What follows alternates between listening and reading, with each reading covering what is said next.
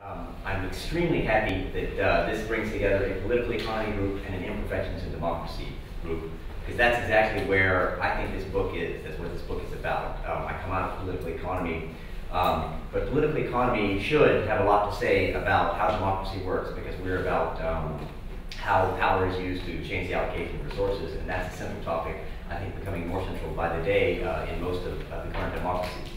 A cynical view would be that the opportunity costs of coming are very low given the opportunities outside, but nevertheless, that's not what I take. I hope that it's one that everyone's genuinely interested in this boring topic, and the boringness of this topic is absolutely central, and I will come back to how business power can be exercised in a number of policy areas, but I'm going to talk in particular about one. So I want to start with the puzzle of corporate control. I don't want to make you write your own book about corporate control, or even an article about it, or even read an article about it, but I want to tell you how I got into this, what the sort of empirical puzzle is that will motivate the talk. And then I want to switch pretty dramatically to my broader view of salience, quiet politics, and business power. That is, why corporate control is a useful lens to think about democracy more generally. So then I've got a couple of empirical illustrations. Bear with me as I go over how corporate control works in the Netherlands and in France. And then you're a social scientist, and you'll find out that I'm going to say essentially that, well, in both areas, business is able to dominate this area. And you'll say, well, where's the variation in that, right? And so what I do is I then go to, of course, the opposite of quiet politics, which is noisy politics. And the noisy politics that I wrote about, I finished this book in 2009, it came out in 2011. The executive pay discussions that I first wrote about in this book have only become more and more amplified, and we can illustrate this with what's going on in the UK today in terms of ever greater say on pay and how that politics works, and why it is that executives have more trouble exercising their voice in this particular area than in some others, like corporate control. And then I'll talk about conclusions for how we study democracy, conclusions for how we do political science. So this is the puzzle, okay? Many of you who are obsessed with the election results yesterday will not immediately think that the picture on your left refers to corporate control, but in fact, it's a jungle out there among French companies, okay? Prior to 1997, they hardly ever were involved in a hostile takeover. They protected each other through a network that I'll talk about. And yet, nowadays, they are very aggressively involved in taking each other over and taking over companies that are in other countries. Whereas in the Netherlands, that long liberal country, of course, Peter Katzenstein talked about the small states and world markets and how they married liberalism with compensation, and it's so peaceful, right? It's still that way. You want to take over a Dutch company, it's very, very hard unless they don't avail themselves of the great defenses which are available to them, and that's because, I will argue, employers have protected them. So one way to think about this that's less artistic but more social sciencey is to look at what happened to French cross shareholding in a very narrow time, much narrower than the amount of time it took Nicolas Sarkozy's host to collapse. Right, between 1998 and 2000, French cross shareholding collapses, cuts in half, therefore rendering these companies possible to be taken over, amenable to take over. Whereas the Dutch preference share, which is even by the standards of this topic, a boring technical issue, one that I will have to talk about just a tiny bit, has a usage that is virtually unchanged over a much longer time span, 1993 to 2007. Okay, so why does this matter, and how do we get to understanding it? Well, I argue that the key thing to understand about corporate control is to understand that it's not something that even those of us who write books about corporate control ever go to vote about, right? The way of thinking of this is that it's not salient. It is not something that's politically salient. It's not one of the relevant issues that voters, citizens care about, think about when they're holding politicians to account. So I've got a very simple theory of democracy, okay? Extremely simple, and I'm happy to take questions about it. I think my simple theory is right. My complex theories may be wrong, but this simple one I think is right, okay? In democracy, voters care or have an obvious interest. You care about tax rates, right? You may want tax rates to go up because you want to have social spending, or you may want tax rates to go down because you think the state is wasteful. But in any case, you probably have somewhere in what economists would call your utility function, taxes. And what do parties do about taxes, okay? And then, so what do you do about that? The press, they want to sell you newspapers to get you to watch their TV station. So they're going to try to give you information about the issues that you care about. they're not going to tell you about corporate control, right? But what they're going to do is they're going to tell you about things you care about, and they're going to say, listen, party X takes this position on taxes, party Y took this position, and then you'll have information, you'll be able to supervise whether they actually do what they say they were going to do. You'll be able, if you were an Hollande voter, to see if he's actually able to come through on all his pledges or not, and then hold him to account in the next election, right? And that will certainly happen, right? Parties will try to take a position in anticipation of this. They will try to capture either voter share if it's a multi-party system, or they'll try to capture the median voter in a classical two-party system. So what happens when politics doesn't work that way? Because this simple model, which I just described as very simple, is actually what political scientists think is democracy, okay? And the political scientists were relatively simple, but that's too simple because many issues don't work that way. When voters don't care, parties become much more malleable, okay? They become more open to other influences. Now, the fact that an issue is not salient means that a party doesn't have to worry. Hollande does not have to worry what you're going to vote about on French corporate control rules in another 5 years. So he says, okay, they don't care, so I'm not so concerned about it. So how do we make policy?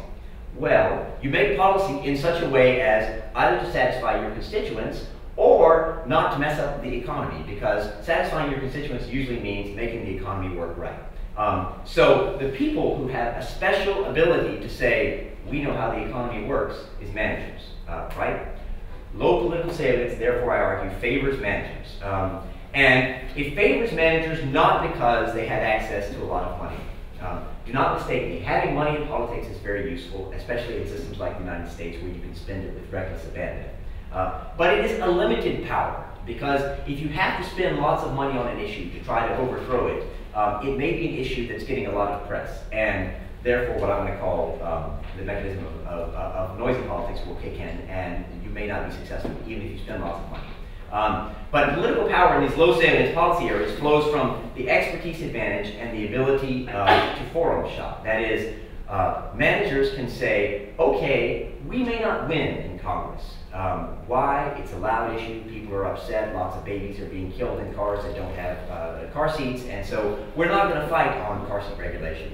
But what we're going to do is we're going to go back in when it comes to the courts and try to affect how it's interpreted. Or we're going to try to affect how regulators implement those standards that we have to impose so that it's less costly for us. So let's think about what the particular weapons are that characterize quiet politics. I say there are three. Right? I said it's not money, it's lobbying, not euros, but deference. The ability to go in and say, if you pass that policy you're thinking about passing, it could be that I have to close that plant, and so 5,000 workers in your constituency will no longer be employed, and they could be mad come election time, right? That's a very powerful weapon that employers, as many have long argued, Charles Lindblom notably, that managers and employers can deploy. But the fact that there is this deference, which Lindblom and others have written about, the fact that politicians don't want to piss off, to put it in technical terms, the people who run the economy, if they don't have to, if there's no political reward. Remember, there's no political reward because we're operating in a low salience area. So they'll say, you know what, you're right. In fact, you're so right, we don't want to mess up the economy, that we're going to defer to these informal fora where you can write down the rules as they should be, and then we'll do something like saying, here's a code agreed to by managers, please comply with it or explain why you don't, right? And that's what happened in a lot of countries with corporate governance in the 1990s in terms of adopting these corporate governance codes. So an informal fora, I'll talk about the advantages for employers in just a minute, but imagine that you have a constitutional requirement that in every committee there has to be a representative of labor, a representative of capital, etc. But if you go to an informal forum, there's nothing stipulating who has to be there, and therefore you put lots of experts there, and the experts are disproportionately usually associated with management. And finally, because politicians are not the only people who like to talk to authoritative figures, the press does too. And so, if you're in an area like corporate control, the ability to take over companies, the ability to influence press coverage can be influential if a moment arises when the issue takes on a certain popularity. Suddenly, a company from India is taking over a company in Europe and everyone's concerned, right? Europe is going to be taken over by these Indian companies or these Chinese companies or something like that. Then people come in and they say, oh, I'm interested in that. But how do I form views about this policy about which I don't have much information and I haven't really paid attention? Well, I look at what opinion leaders are saying, right? And influencing press coverage is something that you can do to try to figure out which analogy is being used, which metaphor is being deployed most effectively in the press, right? And therefore, which one is capturing the public imagination, because that could influence how people wind up voting on an issue. And then I want to talk just for a second about a second dimension of variation. That is, first, this is an argument that sticks to formal institutions like parliaments, notably parliaments, but that holds with even greater force when issues are governed through informal institutions. Okay, I define informal institutions as regularized rules or practices that are not established by legislators or regulators.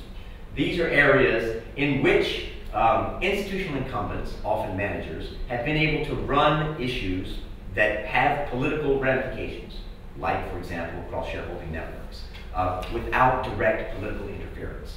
And so when you govern through informal institutions, you have a couple of advantages. Advantage one is you don't have a formal arena for opponents to rally support, right? If you're going to tear down French cross-shareholding, where are you going to go protest? You're going to go protest the parliament. They're not the ones that have the cross-shareholding. It's private sector actors who hold that, right? They're having a meeting somewhere on somebody's yacht, and you're not invited. So there's no place for you to go to say, we can't have this. This is not what French democracy is about. And secondly, you don't have to get legislators to vote. You just have to keep them from intervening. So it's a different stake, and it's a lower stake. So therefore, having the informality of institutions involved in governing a particular policy area reinforces some of the dynamics that I'm talking about. Now, let me think about how we could lay out the formality of institutions and high and low salience on a continuum. And so let me just stand up for a minute and talk about this. So if you think over here we have high salience formal institutions, that's at one end. That's characterized by partisan contestation. That's what most of political science spends most of its time writing about. And this is really, for my money, where the rubber hits the road in democracy. These are the big conflicts we have over American health care or French pension ages, right? Here you have the parties are doing the big fighting, their interest groups supporting them, and managers just sort of evanesce in this group. They have to sort of ally with other people because their advantages don't work there. But there are lots of other areas of politics where they do have more influence. There's the area of high salience but informal institutions, which is characterized, I'll argue, by social partner bargaining. Low salience informal institutions, which is characterized by bureaucrats running the show, right? Because nobody cares, and so you let the bureaucrats run it. But the fact that it's run through formal institutions gives the state a certain oversight. And this is something I'm largely not going to talk about, but would like to get back to the question and answer, because many of you will try to apply this in other areas. And this influences my thinking very strongly about that. And this area of private interest governance, written about by Straight, Schmitter, and others, is one of low salience informal institutions where there's a mix of formal and informal institutions and the public is not paying attention. So if you think about the power of actors to intervene, governmental power increases as you go here from the right to the left, from low salience informal institutions down the continuum towards more formality, more salience of an issue, means that governments have more capacity to act. Now, if you're a government, particularly a government of the right, who favors leaving markets to do a job, you may not be happy about this, right? The fact is, you will be more likely to be asked to intervene. You have the capacity to intervene because your incentives are to intervene, but you might wish that more areas were here. So it's not always in favor of government. It's just that the government's capacity to act because of the incentives facing it grows as you go from low salience informal to high salience formal. Conversely, business power increases as you go the other way. Business power in the partisan contestation box is just one voice among other. And what are businesses? They are very knowledgeable, sometimes very rich managers, but these are guys who don't have a lot of votes, right? There are not very many of them. And so that's how they got to be so rich, because there are not very many of them. You can give that much money to a few people. And so as you come this way, however, their expertise and their ability to influence the way issues are thought about increases, and therefore, I argue, business power increases. Now, so this is the whole schema. This is what I'm going to try to lay out in the empirical cases. But you'll notice that I've talked about, well, you got one thing in France and you got another thing in the Netherlands. Well, how can that be, right? If business always wins, right, and we're in the area of corporate control, how can that, the only way that can be, according to this argument, is if preferences vary among managers. And here, Dodo mentioned my background in varieties of capitalism, which is a rather tortured background, but nevertheless, I do claim that that school of analysis sometimes. And this is one time where I've been very influenced, particularly by the work of Michel Boyer. And I think that why managerial preferences over corporate control institutions vary has to do with the power of works councils, how entrenched they are in firms. Now, the power of works councils is a relatively small and technical way to summarize the broader social compromise that exists over how much power is given to workers within a firm. And if you look in a place like France, the power of works councils is very low. And so the possibility of allowing yourself to be taken over, and allowing yourself to be taken over is not just allowing yourself to be taken over, it's taking advantage of what Yves Guilbertienne has called the golden bargain, opening yourself up to the huge resources that flow through international capital markets. You say, we want some of that, we see all that money flowing, we could invest with that, we could do lots of things with that. And that's a good thing for managers. It gives them more ability to do more things, and managers like to go out and conquer the world, right? But at a cost, and the cost is you're inviting shareholders in, shareholders who might eventually say you're out, particularly if there's a hostile takeover when you, and the definition of a hostile takeover, by the way, I should have said, is when someone comes in and says, we want to take this company over and put it under better management, right? So takeover protection is employment protection for managers. Understand it that way. Moreover, in France, shareholding has never been part of cooperative workplace relations, as anyone who has spent 5 minutes looking at France knows very well. So it's not as in the supposedly peaceful German model where there's a lot of autonomy delegated on the shop floor to workers because capital and labor have come to a compromise about how this country and this country's companies, most notably, are going to succeed in the international economy. The Netherlands is not like that. The Netherlands is more like Germany in this respect. You have entrenched power at the level of the firm in terms of what works councils can do, and there are advantages to workforce cooperation perceived by Dutch employers.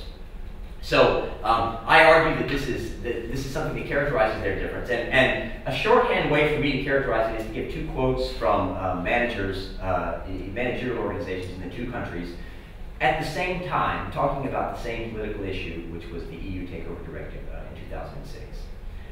So in the Netherlands, the worst thing that you can say is to compare the Netherlands to Belgium. And so this is what happened. This is what was done. The tax pursued by Dutch employers. Takeover protections are very important indeed in these times in which the newspapers note that raiders are coming. Raiders from India are coming. That foreign buyers rush up to the Amsterdam Stock Exchange, and the Netherlands, with the empty stock exchange, threatens to become the Belgium of Europe. Right? It can't be like that possibly. No. So that's the Dutch view, that if we allow ourselves to be taken over, it's the end. We are selling our patrimony, we are selling ourselves, we're Belgium. And the French say, listen, the best defense against a hostile takeover is neither the protection of the state nor recourse to legal quibbles. And legal quibbles is exactly what the Dutch employers were pursuing. But instead, a share price that's high as possible, which discourages potential predators. This is a very characteristic view of an American employer. Yeah, you know, what are you talking about? I don't need protection. I've got my share price. My share price goes up because I'm a good manager. People want to invest in this company. My share price goes down. I can be taken over and I can be thrown out. Now, of course, it's a self-interested view, but it's nevertheless a view that says we can accept takeovers. We prefer liberal regulation because we think liberal in the sense of neoliberal. We think neoliberal regulation, on balance, helps us, allows us to do more things. Okay, so how does one think about measuring issue salience?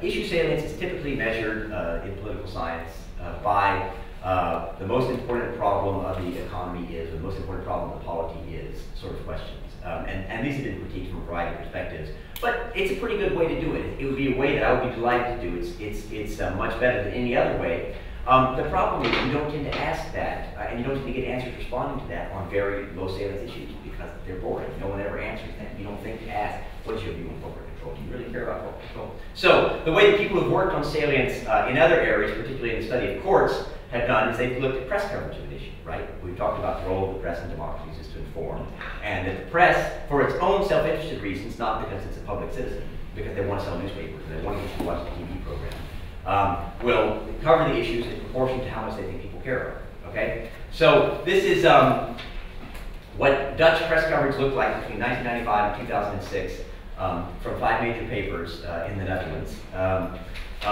Various issues. Now, I'm not going to go into these issues except to say that they each occupy a box in the continuum that I put up earlier, the variations between formal and informal institutions and high salience, characteristically high salience, characteristically low salience.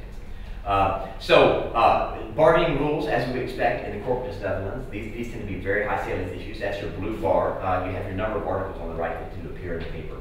And by the way, I spent a lot of time defining this with a Dutch research assistant, trying to get explicitly technical comparator terms to use in LexisNexis, such that it wasn't a function of the terms I was using, but we are talking about technical terms. We are not just talking about strikes, because obviously strikes would pull a lot more interest. But we're talking about technical issues of economic governance, and bargaining rules, takeover protection, pension system, and vocational training. As you would expect, bargaining and pensions are characteristically higher salience, even by this loaded dice technical definition. They're covered much more in the press than takeover protection, which is what I wrote this book about, and then vocational training, which is what I wrote my last book about. So you see why I'm trying to make a simple argument that boring politics is important, because I write books about it, and therefore I do have an interest in it.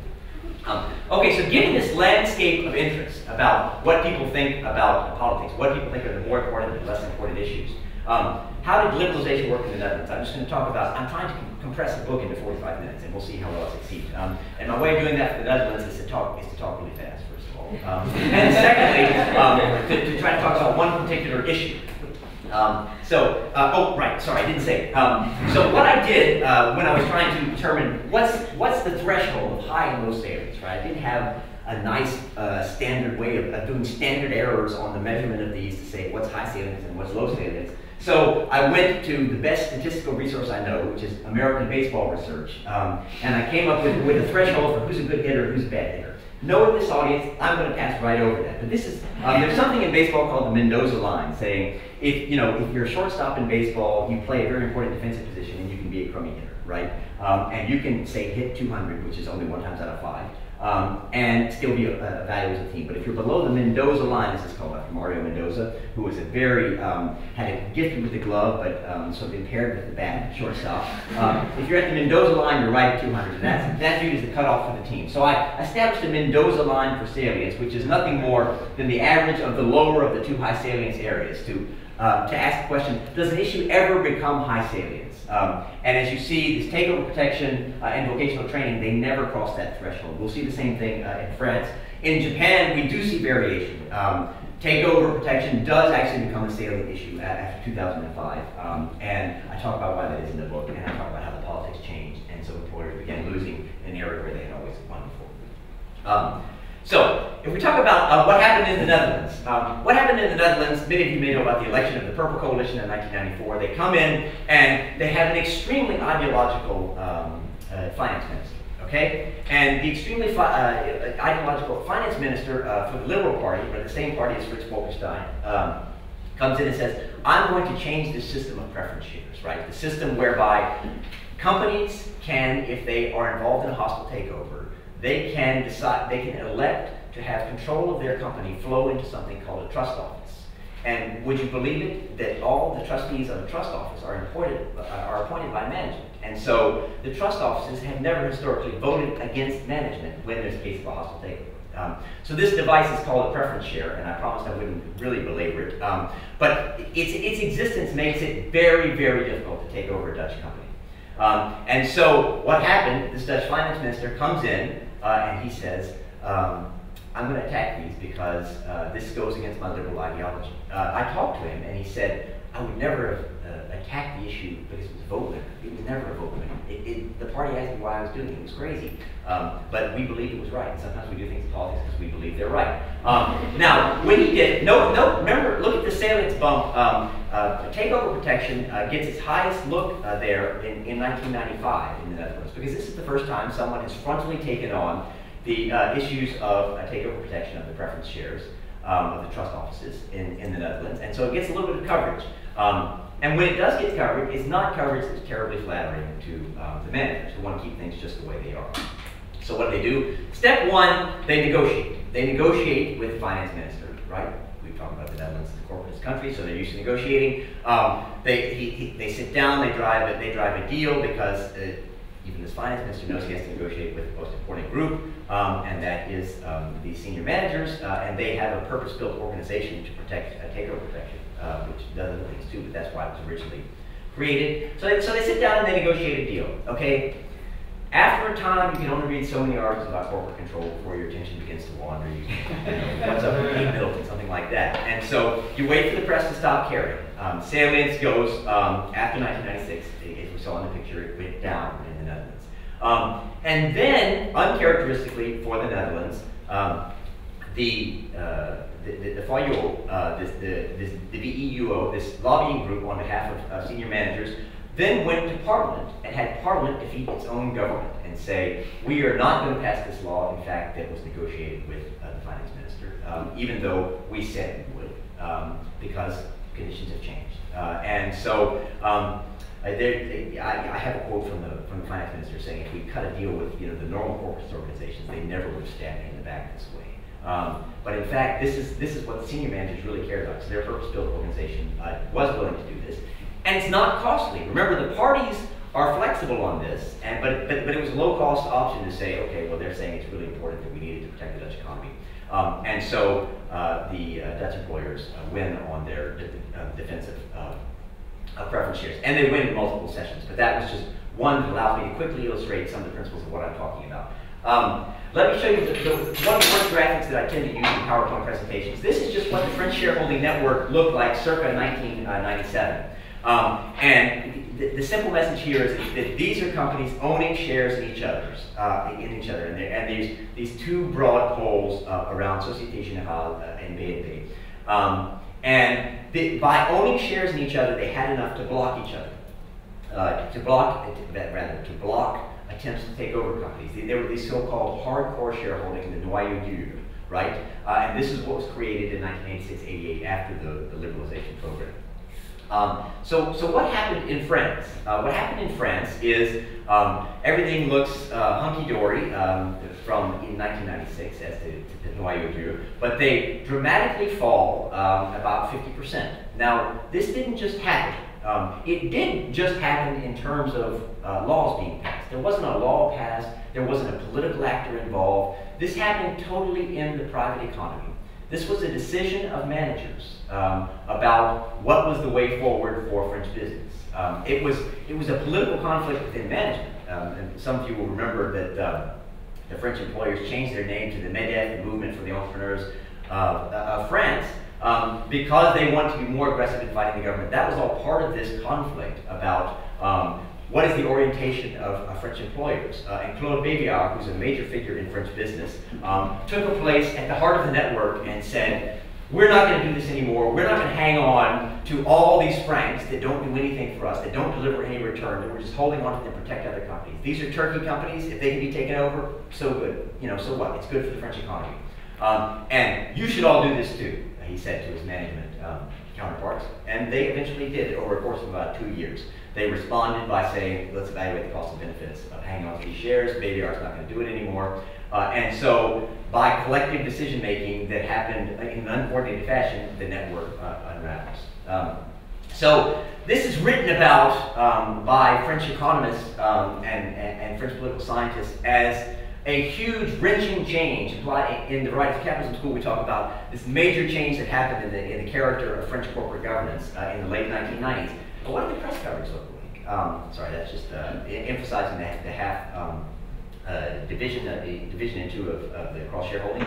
As you see, this was happening 1998, 1999, 2000. Not much, right? Not even as much as vocational training, subject to my first book, which I'm sure you've all read. Right? It was a very low salience issue because there was no way for political actors to get around it. If you read French newspapers, as I did, you'll see that there are articles about saying, wow, the character of capital holdings is changing quite dramatically in French companies. And it's changing quite dramatically with big consequences for how these companies will be run, for what they'll do with their workers, etc., for how long-term their perspectives will be. But this didn't get much play because it wasn't a political event. That is to say, it wasn't something that was being debated in Parliament. And that only strengthened the hand of the employers who didn't want to be decided in Parliament. They wanted it to be a sort of intramural dispute between groups of managers, and the neoliberals won, is the way to understand that. So that's the big moment in France. I talk about how in 2006 they continued to push this sort of managerial prerogative, free capitalism view in France. But I don't want to talk further about that in the talk because I promised you some noisy politics. And so let me talk about how there's your Mendoza line again. We've talked about this is what politics looks like when it's quiet, right? The managerial organizations get what they want. But when it becomes loud, political parties who have been very attuned in the quiet to what it is the business is saying, because when business talks, politicians listen. They want that employment in their district. But when everybody starts talking, right, when people start being as loud as I am, then the political parties and the interest groups come back on the scene, because now we've got big democratic stakes going on, and so these are what you expect to have contesting. And in particular, I argue that it's the difference between left and right parties, which doesn't matter for a damn in corporate control, matters a lot for executive pay when executive pay becomes a high salience issue. For a long time, executive pay wasn't a high salience issue anywhere. Okay, so this is press coverage in the New York Times and Le Monde between 1990 and 2010. And as you see, there didn't used to be much, there didn't used to be anything in the French press about executive pay. And there used to be very little in the New York Times and the American press, which is somewhat representative. When I say there wasn't anything, there were the occasional articles that were written in the sort of breathy tones of lifestyles of the rich and famous. Oh, he's got this yacht, he's got this pool, he's got this jet, he's got a third wife, don't talk about the other two wives, that sort of thing, right? It was all very adorational, what you can do with this money, but it was never a discussion of is pay out of whack, right? Pay out of whack as a political issue only becomes political when people start getting really angry about it. People who say this is simply unjust. And the moment that really happened, there was a blip in 1992 which had to do with when then President Bush, the first President Bush, visited Japan with a bunch of executives. And this is when Japan was flying high and the US was low, and yet all these executives were paid far more than their Japanese counterparts. So there was a little minor hand-wringing, how can this be? But then that quickly died away, and I talk about that episode in the book. But the major shift in terms of politics in the United States happened with the Enron scandal in 2001, 2002. That bumped up, if you like, the coverage of executive pay to a secular, more higher level, right? The level just never dropped down to where it was pre-2000. And that's a good thing for one particular group, and that group is called the Democratic Party of the United States, because they are the natural beneficiaries of this. And so what you have is you have partisan entrepreneurs, in particular Barney Frank, the head of the House Financial Services Committee, going around banging on about financial, how pay of senior executives is out of whack. What do financial companies do? Why are they making all this money? And sometimes he's winning, and sometimes he's losing, okay? So this is not an argument that salience goes up and business always loses, okay? Business has a big advantage right now, and that is it has a Bush White House, okay, between 2000 and 2008. And it has the parts of the Senate which are very much against doing anything against on executive pay. But the fact is there's suddenly an incentive there after 2002, after Enron, for Barney Frank and people like Barney Frank, political entrepreneurs, to go in and seize on these issues and raise these topics and say something has to happen, something has to change, this just can't be right. And so if you turn up the volume loudly enough, as you'll see that turned up during the financial crisis, then the Republicans, or whatever your favorite party of the right is, say, no, more, we can't take it, please, we want limits on executive pay too, it's outrageous. We just didn't realize that before. And that's very natural politics, right? The parties at the right are favoring the market. They think the market does things better. So they naturally want there to be some sort of self-regulation, by which they generally mean the market or managers passing a code and imposing it on themselves. But they don't want that at any political cost, right? This is not an issue executive pay that they care a lot about. But they don't want to just be nailed to a cross on executive pay. So they will eventually collapse. And that's what happens in the United States, and that's what happens in France. As you see in France, it happens somewhat later. It only gradually ratchets up in the second half of this decade, or the last decade rather, between 2000 and 2010, after a series of French scandals. Enron was written about in the French press with some delight. You see, the Americans, we knew the finance they were doing was all crap, and so they got what they deserved. But that kind of scandal doesn't really play in France. It's got to be French companies, French executives getting huge pay and then laying people off, right? Why are you getting huge pay for laying people off? These become scandals. These become scandals in France.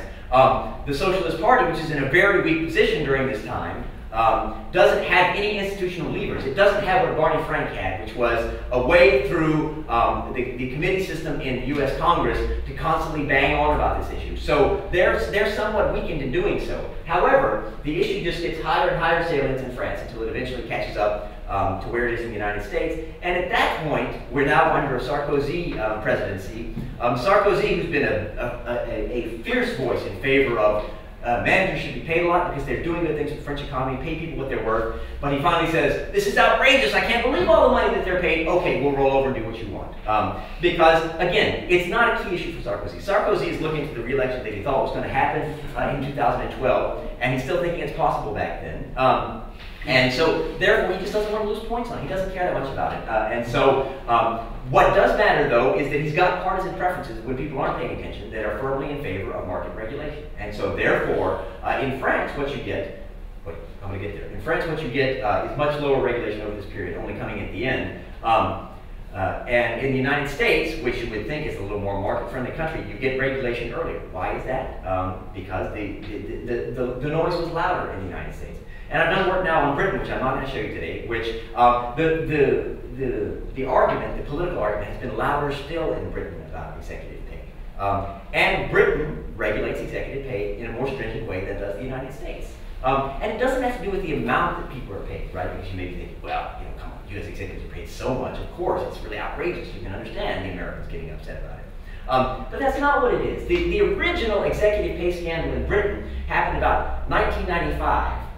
Where this executive was described as a pig for having earned this unconscionable salary of something like £1 million less.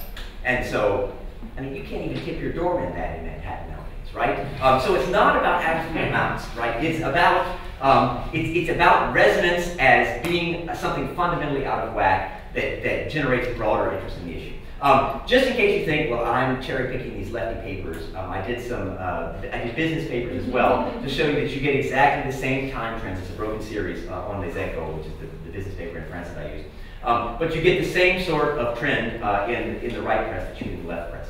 So, long story short, I figured out a way, so how can I measure government intervention in executive pay setting? So I went through various ways of doing it, and I devised a sort of threefold schema of thinking about this. You can have transparency, where there's no requirement to say anything, to a disclosure that the top executive's total compensation in a standardized format, which can be compared with all other companies, which must be written in plain English. They don't have a plain English requirement in France, but there's something similar saying it has to be everyday language, so people can get through this long devoir that you would have in a French sort of disclosure, right? So this is things like, do you count the family's use of the executive jet, right, to go on the 3-week ski vacation? Does that count as executive pay? Well, if you make a requirement, it does, right? Then shareholders' rights, you may have heard about sale and pay. That's what's about to be reinforced, again, by Vince Cable in the United Kingdom.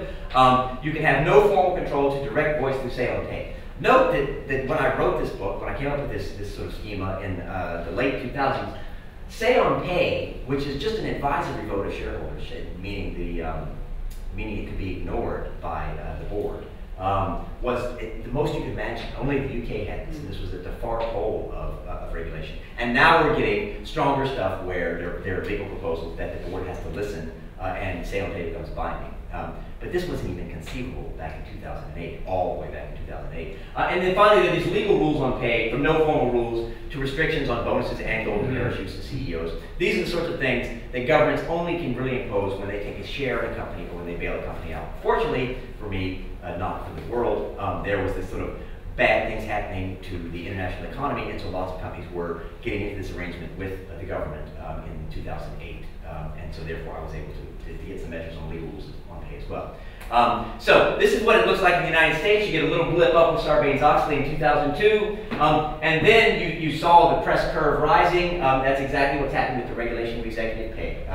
And this is, again, the partisan entrepreneurs banging on the door, and then 2009, Obama comes in and follows through. But it's not like Obama based his first presidential campaign on executive pay. It's just there were a bunch of people who were in place who had been pushing for this, and finally a party at the left comes in and is able to pass some relatively stringent executive pay regulation.